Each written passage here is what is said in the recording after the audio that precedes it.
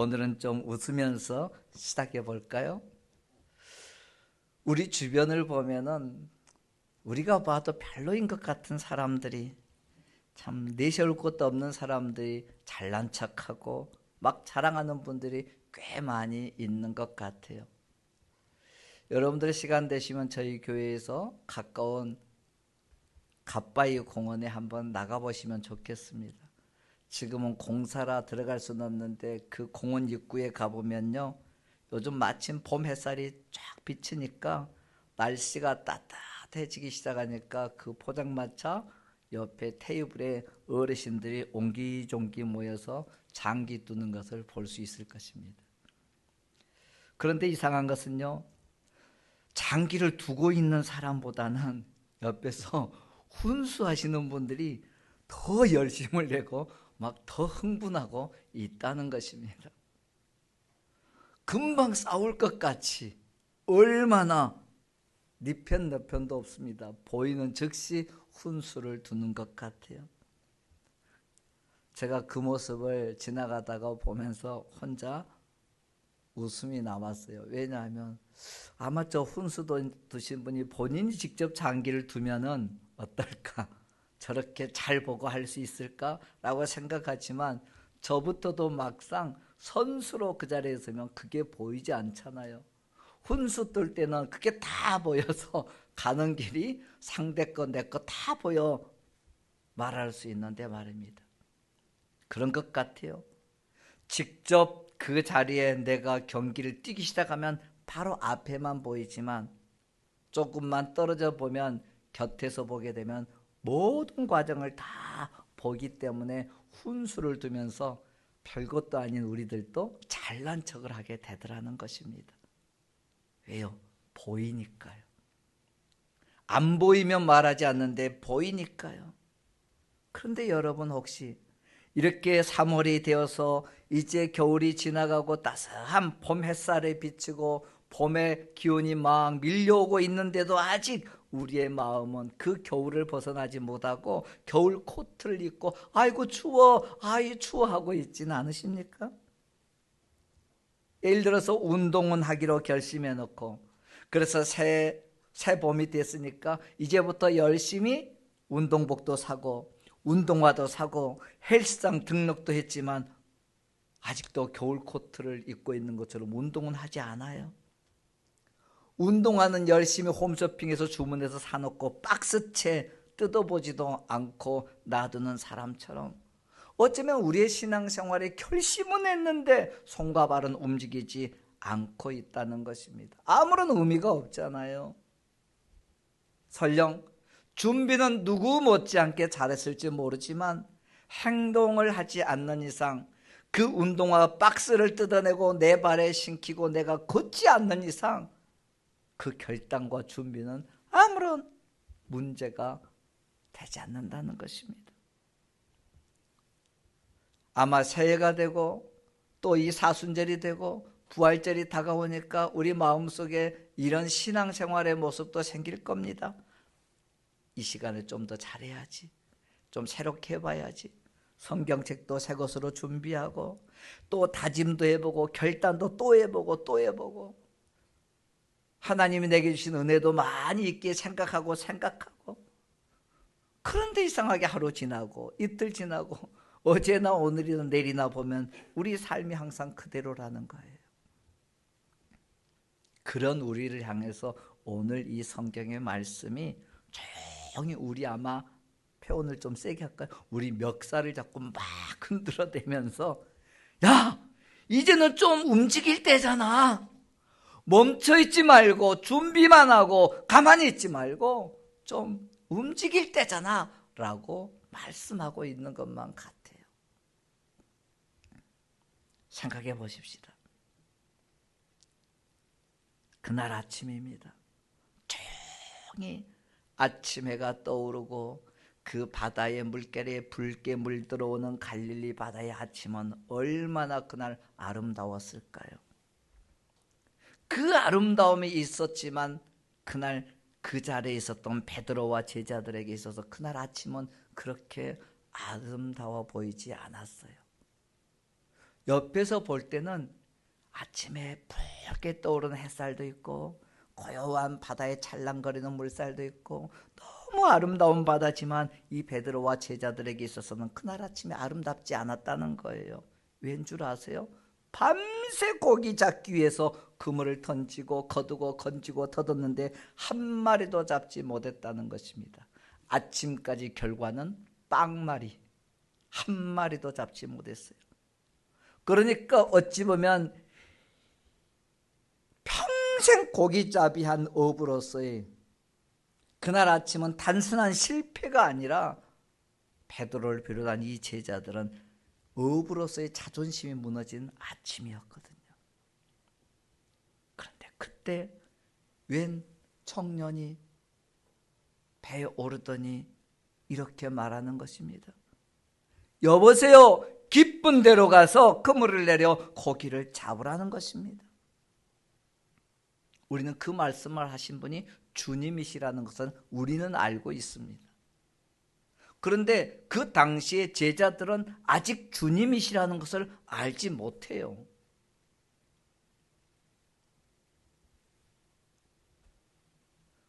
가만히 생각해 보세요. 밤새 고기를 잡고 한 마리도 잡지 못했습니다. 어부들에게서는 그 아침은 너무너무 피곤한 아침입니다. 정말 짜증이 한꺼번에 밀려오는 시간입니다. 그럼에도 불구하고 성경은 더욱더 그물까지 작업을 마치고 다 씻었다고 표현을 하거든요. 그런데 그 배에 오르신 예수님이 하신 말씀을 무시해버릴 수도 있었을 것인데 뭔지 모르게 그 말씀에 끌려서 하라는 대로 그물을 내리던 제자들입니다. 그 결과가 다 알죠. 얼마나 고기가 많이 잡혔는지 그물이 찢어질 정도로 잡혔고 자기 혼자 배에서는 안 돼서 옆에 있는 친구의 배를 불러서 두 배에 가득 채우게 되어집니다. 자, 그런데 그 다음부터 우리는 놀라운 사실을 보게 됩니다. 이런 엄청난 고기를 잡았던 베드로의 반응이 우리 같으면 어떻게 해야 되죠? 선생님 너무 고맙습니다. 너무 감사합니다. 우리 어제 밤새 냈는데 고기 한 마리도 잡지 못했는데 선생님 말씀을 들으니까 고기를 이렇게 많이 잡았네요. 너무 고맙습니다. 감사합니다라는 말을 해야 되는데 베드로는 그게 아니었어요.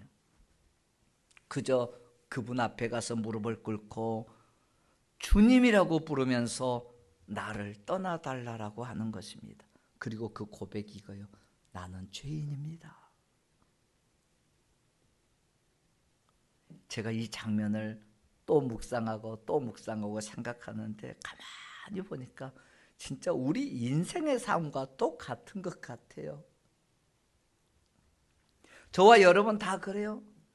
우리 지치고 실패하고 너무 힘들고 더 이상 기댈 곳이 없을 때 사실 주님의 말씀을 교회에 와서 듣고 목사님들의 설교를 듣고 성경을 보면요, 위로와 힘이 되는 말씀이 아니라 현실에서는 정말 불편한 말씀이 들려진다는 거예요. 힘들어 죽겠는데 하나님은 이거 해라, 저거 해라, 이렇게 해라, 그거 하지 마세요, 이런 말씀이라는 거예요. 그날도 똑같았어요. 그런데 그런 주님을 따라가는 제자의 길은 거기서부터 시작되었다는 것입니다. 여러분, 오늘 우리가 제자의 삶을 살아가려는 저와 여러분에게 주님은 이렇게 몇 가지를 말씀해 주고 있는 것 같아요. 한번 따라하십시다. 버리라, 버리라, 버리는 거였습니다. 왜 주님은 첫 마디가 버리라고 했을까?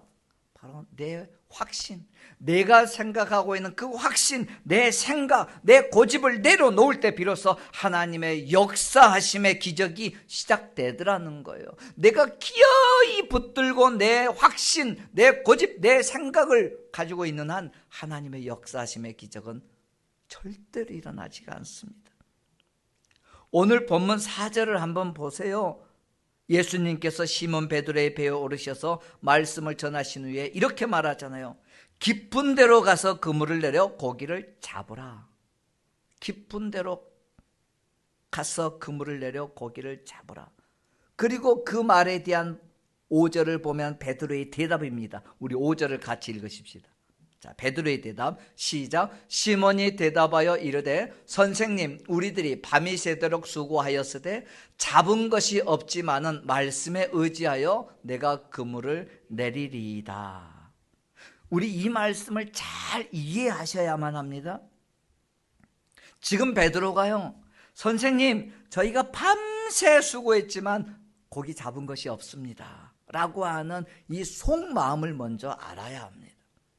그러니까 이 말을 하고 있는 베드로의 그 속마음 속에는 지금 자기는 어부라는 것입니다. 그리고 선생님, 나는 어부로서의 자존심도 있습니다. 나는 어부로서의 경험도 있습니다. 나는 어부로서의 고기 잡는 방법, 상식이 있다는 얘기예요. 여러분 생각해 보세요. 고기 잡이는 밤에 하는 것입니다. 낮에는 잘 안 되는가 봅니다. 우리 평화광장에 나가봐도 다 밤중에 고기 잡더라고요. 왜요? 지금 이것은 베드로가 생각하고 있는 자기 직업에 대한 확신이었어요. 확신. 그런데 그 다음 말 다음에 이러한 자기 속마음을 가지고 있었음에도 불구하고 베드로가 그 다음 말을 덧붙이죠. 이렇게 표현합니다. 말씀에 의지하여 내가 그물을 내리리겠다. 앞에 부분은 자기의 확신이야. 자기의 속마음이 있었다는 거예요. 내 생각, 내 자존심, 내 경험, 내 상식이 이런 건데 그래도 이걸 좀 내려놓고 나는 지금 예수님이 하시는 말씀에 의지하여서 그물을 내리겠다는 것입니다. 그런데 놀라운 것이 바로 이 그물을 내리는 순간부터 제자의 첫걸음이 시작되는 것입니다. 그날 베드로는 자기의 생각을 내려놓았어요. 여러분, 예수님의 제자가 되는 것 다른 게 아닌 것 같아요. 내 경험이라고 하는 그 자리를, 내 고집이라고 하는 나를 막고 있는 방패를, 나는 이미 다 알고 있어 라고 하는 그 착각을 내가 버릴 때 하나님의 역사의 시간표는 돌아가기 시작한다는 것입니다. 그래서 오늘 우리는 이 본문의 말씀을 잘 보아야 해요. 저와 여러분은 오늘 성경의 말씀을 수도 없이 보고 설교의 말씀을 들었을 거예요. 그런데 그때마다 우리의 시선은 어디에 있었냐면 많이 잡힌 물고기였어요.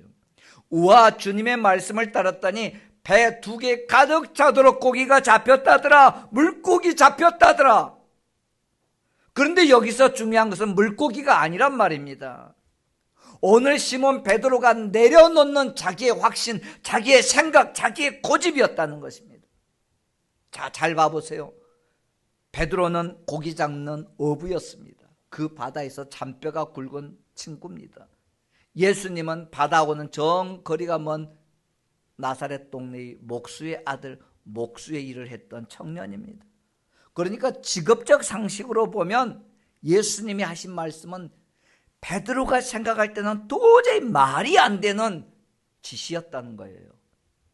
그런데 그날 베드로는 예수님이 하시는 말씀에 의지하여 자기 경험, 자기 지식, 자기 자존심, 자기 경력 다 내려놓고 그냥 예수님이 하신 말씀을 선택하기 시작했다는 것입니다. 여러분, 구약 성경에 우리는 모세를 한번 잘 생각해 보면 좋겠어요. 하나님이 끊임없이 이스라엘 백성들이 그 고통받는 모습을 보고 계셨고 또 노예로 신음하고 있는 이스라엘 백성들의 그 눈물을 알고 기억하셨던 주님은 어느 날 양떼를 몰고 산으로 오르고 있는 모세에게 모세야, 내가 너를 바로 왕에게 보내서 내 백성을, 내 자손들을 애굽에서 구해내겠다라고 말하는 것입니다. 하나님께서 갑자기 모세를 부르시더니 그렇게 말씀하니까 지금 모세는 입이 딱 얼어버렸어요. 호렙산 떨기나무 불꽃 가운데서 말씀하시는 주님 앞에서 몸이 굳어버렸어요. 우리 표현으로 말하면 이럴 것 같아요. 어머, 제가요? 저 절대 못해요.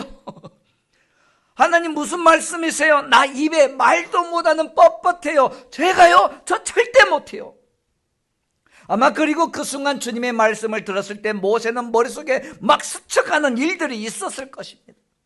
무슨 소리야? 나는 실패한 사람인데, 무슨 소리야? 나는 지금 도망자인데, 나는 말을 못하는데, 나는 이제 80이라는 나이 이미 늙었는데 막 스쳐 지나가는 일들이 수없이 있었을 거예요.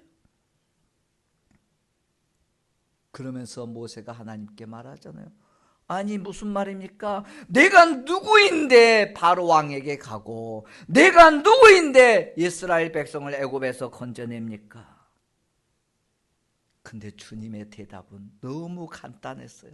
이러쿵저러쿵 이렇고 내가 이래서 너를 지킬 거야, 막 이렇게 자세하게 말씀하시는 게 아니라 딱 한마디였어요.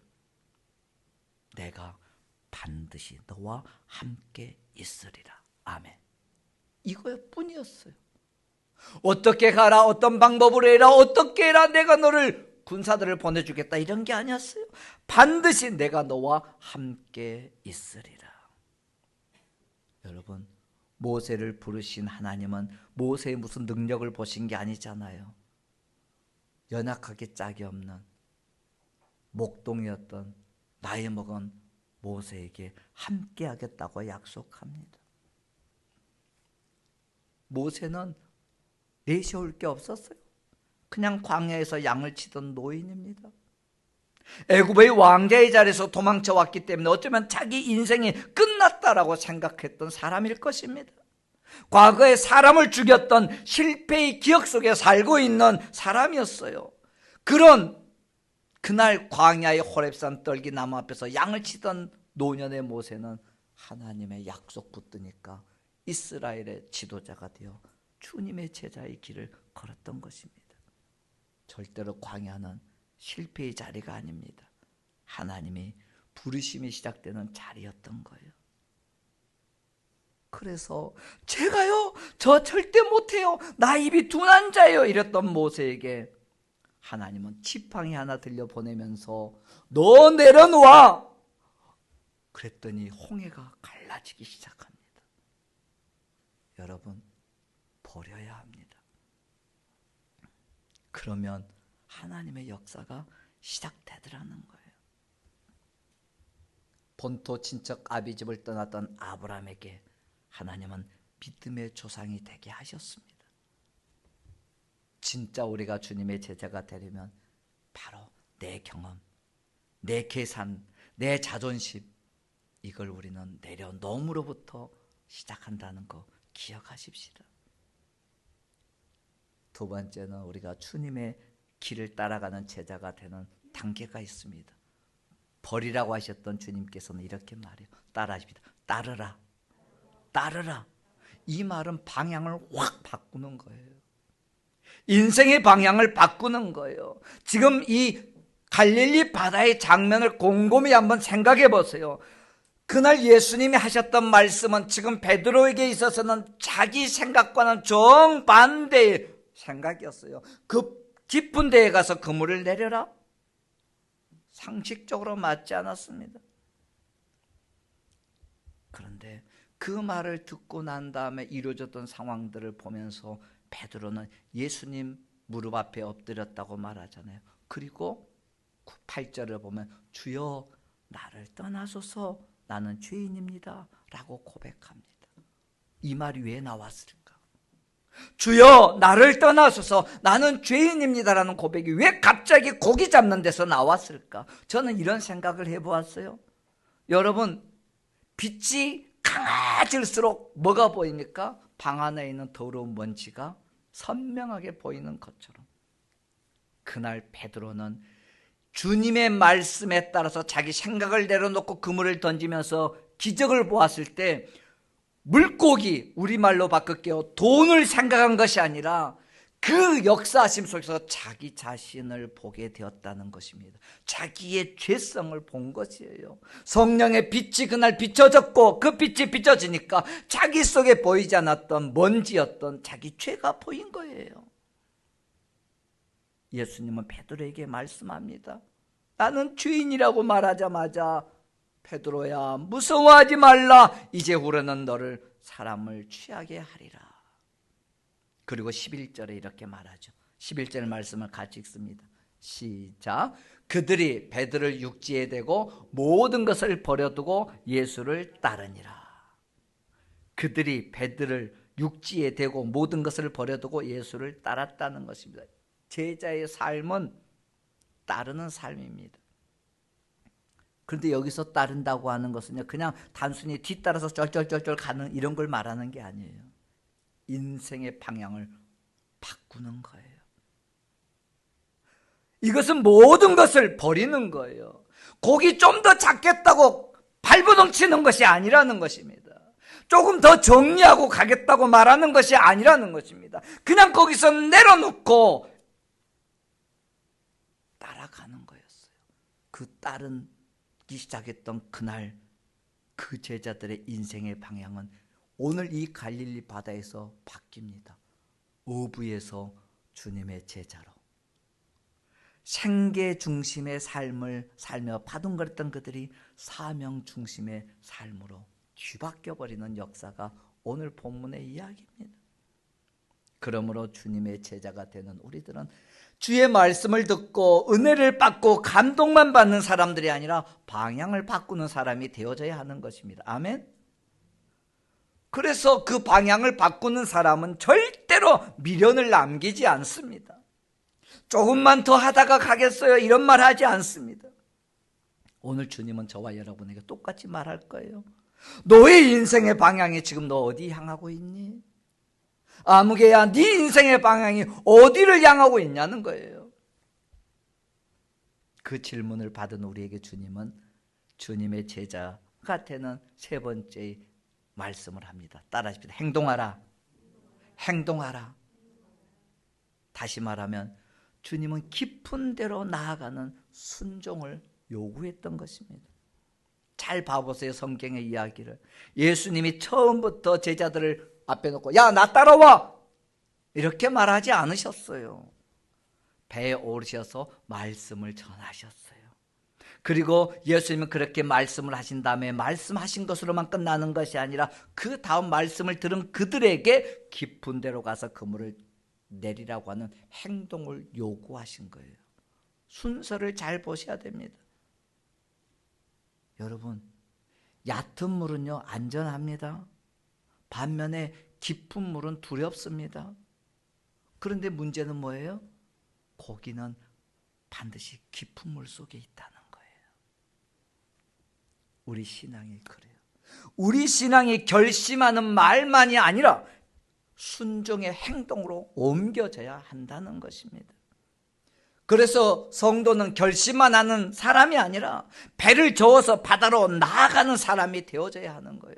신앙의 행동이 없으면 우리 신앙은 늘 관람자예요. 구경꾼이에요.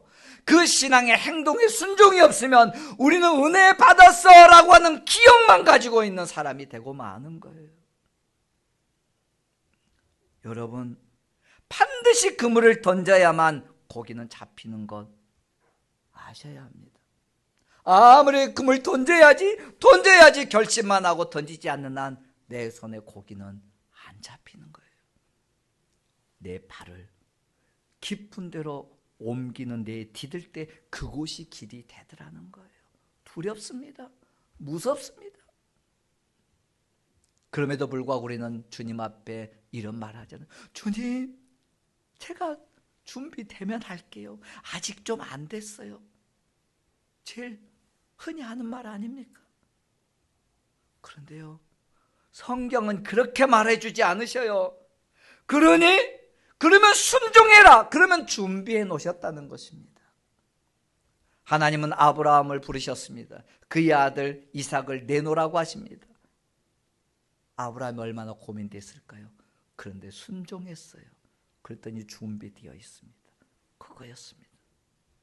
베드로 역시 완벽했기 때문에 내가 너를 제자로 부르겠다라고 나를 따르라는 게 아니었어요. 기쁜 대로 그물을 내리라고 하는 그 순종의 행동이 그를 제자로 만들어 놓았던 것입니다. 성경을 보세요. 하나님의 말씀에 순종했던 사람들, 노아는 비가 오기 전에 방주를 지어냅니다. 다윗은 골리앗 앞에 서서 물맷돌을 집어 던지는 것입니다. 베드로는 주님 귀신이라고 할 때 물 위로 뛰어내려 걸어가는 것입니다. 분명한 것은 말씀에 따라 이들이 행동하지 않았다면 노아는 방주를 짓지 않았을 것이고, 다윗은 골리앗을 무너뜨릴 수 없었을 것이고, 베드로는 물 위를 걷지 못했을 것입니다. 말씀에 따르지 않았다면 아무 일도 일어나지 않았을 것이니까요. 저와 여러분이 이제 주님의 십자가의 그 고난을 묵상하는 사순절을 어느덧 세 번째 주일을 보내고 있는데, 다시 여러분은 십자가 바라보는 시간이 되면 좋겠어요. 우리 주님이 지신 십자가 보고 결심만 하는 게 아니라, 그 십자가가 말이 아니라 주님은 걸음이었고, 그 십자가는 생각이 아니라 주님은 행동이었던 것처럼, 그 십자가에 주님이 달리셨던 것처럼, 우리는 그 십자가 보면서 감상만 하는 사람이 아니라 십자가를 따라 걸어가 행동하는 사순절을 보내는 제자이면 좋겠습니다. 오늘 주님은 우리에게 말씀하십니다. 딱 세 마디입니다.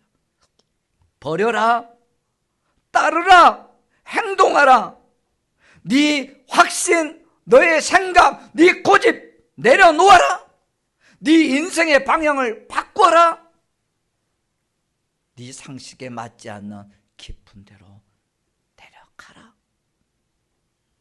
그날 갈릴리 바다에서는 그 결과에 의해서 고기를 많이 잡은 것보다 더 큰 기적이 일어나잖아요. 베드로의 인생이 뒤바뀌잖아요.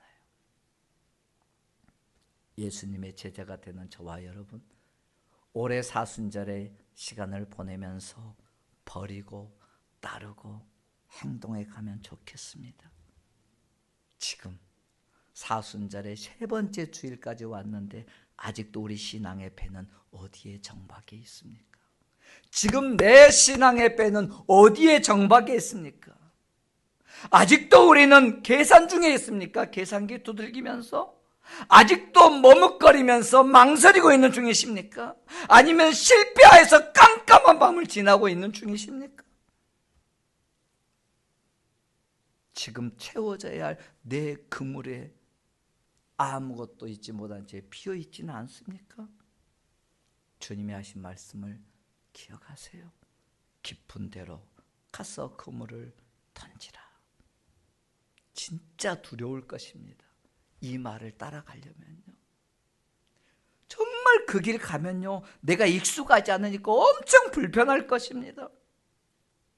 그 말 따라가면요, 내 상식이, 경험이 깨뜨려지니까 이해가 되지 않을 것입니다. 그럼에도 불구하고 주님의 음성을 따라 걸어갈 때 우리 손에 쥐어져 있던 그 빈 그물은 하나님의 기적이 시작되는 자리가 될 것입니다. 사랑하는 우리 교우 여러분들, 사순절 세 번째 주일을 보는 이 한 주간 생각만 많이 하고 있는 그런 신앙에서 이제 움직이는 제자의 삶으로 바뀌는 시간이 되기를 바랍니다. 배를 육지에 대고 모든 것을 버려두고 예수를 따랐던 제자들처럼 우리도 오늘 한 걸음 내딛는 결단으로 행동하는 제자의 길을 걷는 사순절의 시간을 보내고 부활의 주님을 만나는, 행동하는 그리스도인이 되십시다.